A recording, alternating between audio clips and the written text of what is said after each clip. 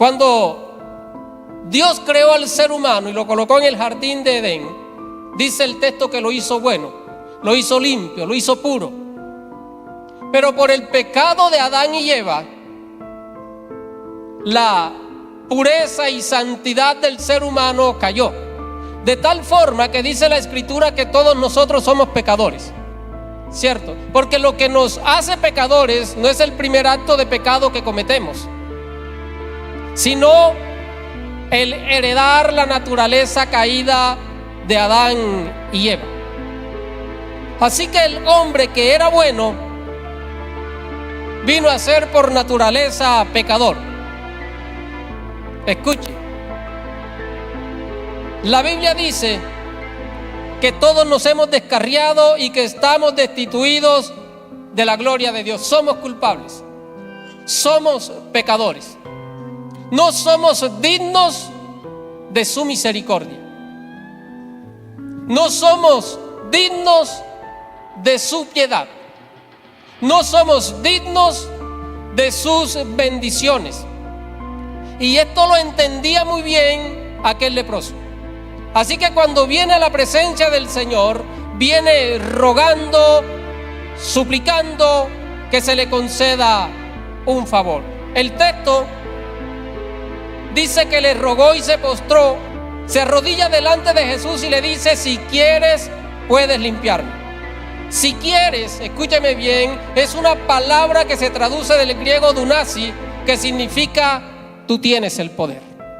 Así que lo que el leproso le está diciendo al Señor es: yo reconozco que tú eres Dios y que tú tienes el poder.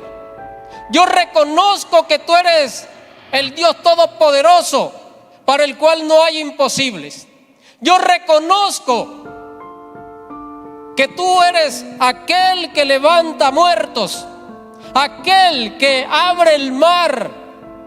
Yo reconozco que tú puedes hacer todas las cosas. Yo reconozco tu poder y tu majestad. Pero también reconoce algo más, y es su propia condición. Por eso se postra, por eso le ruega, por eso en una actitud humilde le dice: yo sé que tú eres Dios soberano, yo sé que tú eres Dios todopoderoso y que para ti no hay nada imposible. Yo sé que con solo decir una palabra se hacen las cosas, pero también sé que no merezco nada tuyo. También sé que no merezco nada de ti, que no tengo méritos para que tú me bendigas. Por lo tanto te digo, si tú quieres, lo puedes hacer. Yo no vengo obligándote a que lo hagas. Solamente te pido, implora tu piedad. Si tú quieres, puedes hacerlo. Qué gran humildad la de este hombre. Qué gran humildad la de aquel leproso. Qué gran humildad la de aquellos hombres que hoy entendemos que somos pecadores y que no merecemos nada del Rey de Reyes y Señor de Señores. Es más, el apóstol dice que estamos destituidos de la gloria de Dios. Si algo merecemos es la muerte, pero Él en su gran amor, en su gran misericordia, nos hizo salvos entregando su vida en el madero, no por nuestros méritos, sino por su gracia y su gran amor. Pero el leproso llegó con aquella humildad y le dice: si tú quieres, Señor, yo no lo merezco.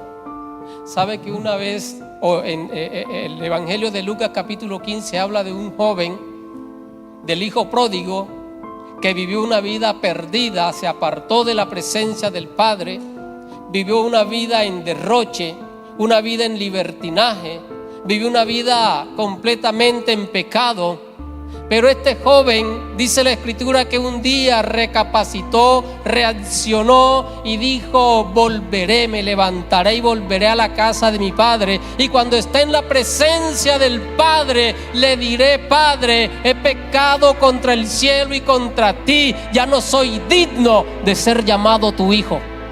Yo quiero decirle algo a ustedes, amados hermanos, y a ustedes que nos escuchan allí en casa.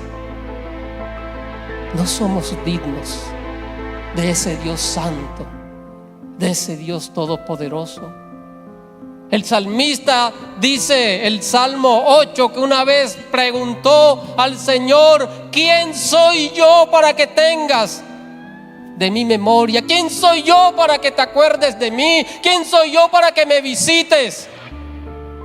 ¿Quiénes somos nosotros para que ese Dios santo, para que ese Dios eterno, para que ese Dios soberano nos visite, se acuerde y tenga misericordia de nosotros?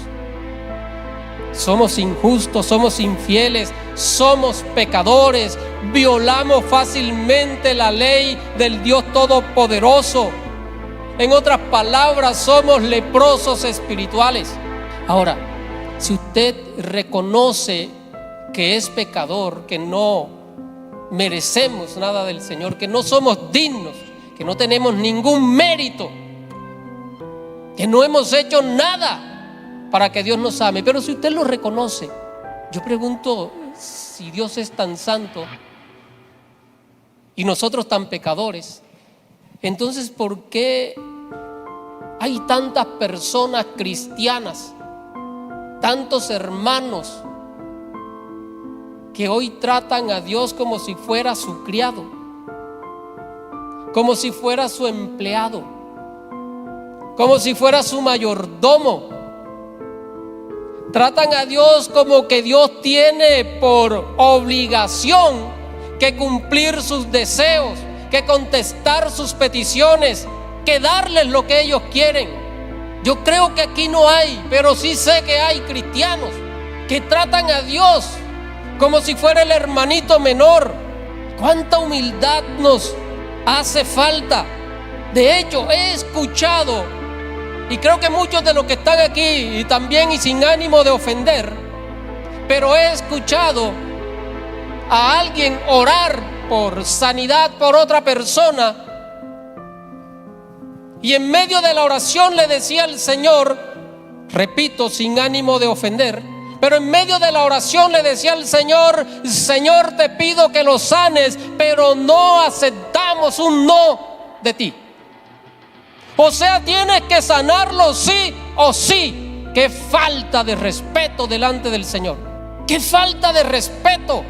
No podemos coaccionar a Dios, no podemos obligar a Dios. Pero hoy el mundo está lleno de eso.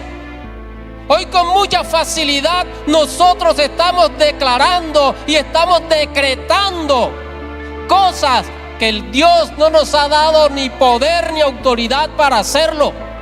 Pero podemos ver desde los púlpitos hoy decretando que el enfermo se tiene que sanar. Y si no es la voluntad de Dios sanarlo, si no está dentro del propósito de Dios sanarlo. Eliseo estaba enfermo y Dios no lo sanó. Pablo estaba enfermo y Dios no lo sanó. Y no fue porque no le pidió, sí le pidió, pero no estaba dentro de la voluntad de Dios. Yo quiero que entendamos algo en esta noche. Dios es soberano y Él hace como quiere y en quien quiere. Dios no está allí para que usted lo mande. Dios no es un mandado.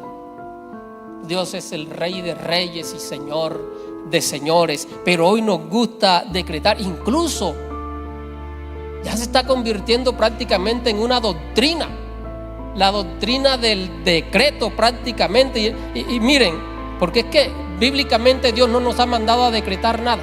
Un decreto es un mandamiento.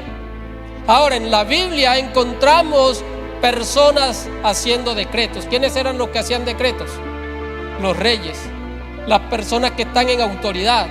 Esos eran los que hacían decretos. Y encontramos personas haciendo decretos, y entiéndame bien esto, escúcheme bien, haciendo decretos sobre otras personas de menor o de menor rango. Por ejemplo, en Primera de Reyes, capítulo 5, versículo 13, allí el rey Salomón decretó leva en todo Israel, y la leva fue de 30,000 hombres. En Hebreos capítulo 11, versículo 23 dice: por la fe Moisés, cuando nació, fue escondido por sus padres por 3 meses, porque le vieron niño hermoso y no temieron el decreto del rey, el decreto del faraón. Daniel capítulo 3, verso 15 dice, verso 5 dice que al oír el son de la bocina, de la flauta, del tamboril, del arpa, del salterio, de la zampoña y de todo instrumento de música, os postréis y adoréis a la estatua de oro que el rey Nabucodonosor ha levantado.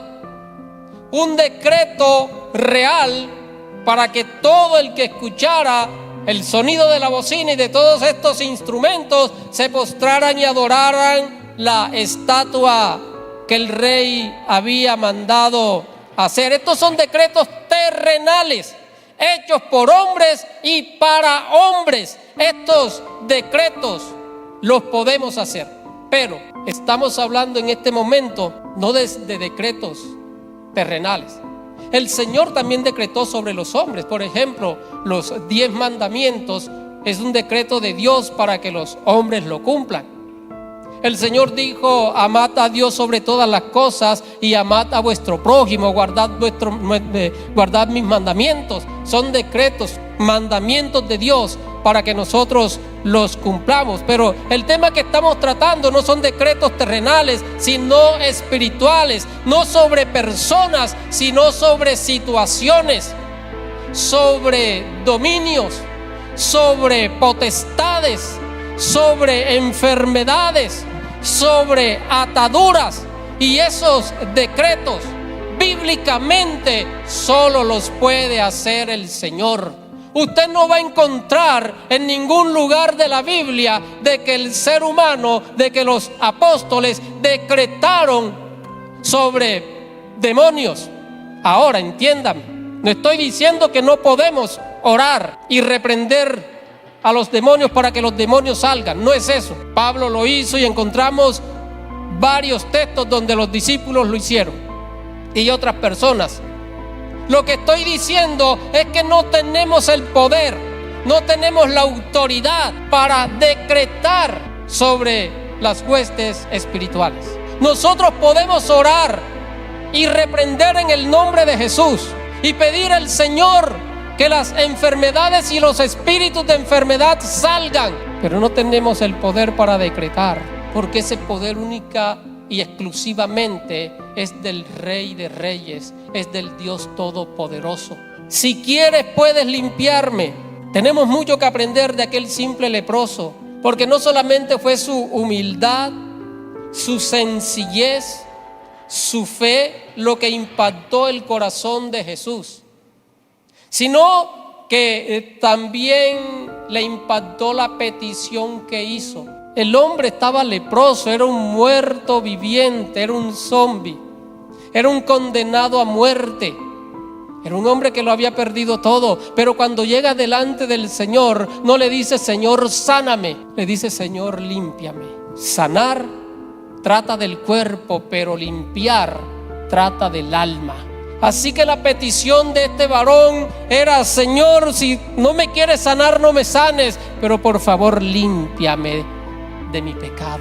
Yo no quiero vivir en pecado, alejado y apartado. Yo quiero tener una relación íntima contigo. Yo quiero alabarte, yo quiero adorarte. Si quieres puedes limpiarme, Señor. A él no le importó la miseria en que vivía. Él lo que le interesaba era que su vida espiritual se alineara bajo la voluntad del Dios Todopoderoso. La respuesta de Jesús ante este hombre, Jesús, al ver la humildad de él, le dice: si quiero, sé limpio. Y el texto dice que desde ese mismo momento el leproso fue limpio. Amada iglesia, querido hermano, tú que estás aquí y tú que estás allá en casa. Dice el texto bíblico que el que se humilla, Dios lo va a exaltar. Cuando vengas a la presencia del Señor, reconócelo a Él en todos tus caminos.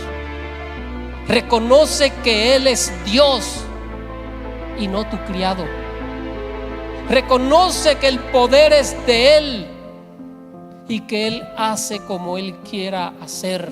Reconoce que si Él quiere te sana, que si Él quiere te provee, que si Él quiere te suple.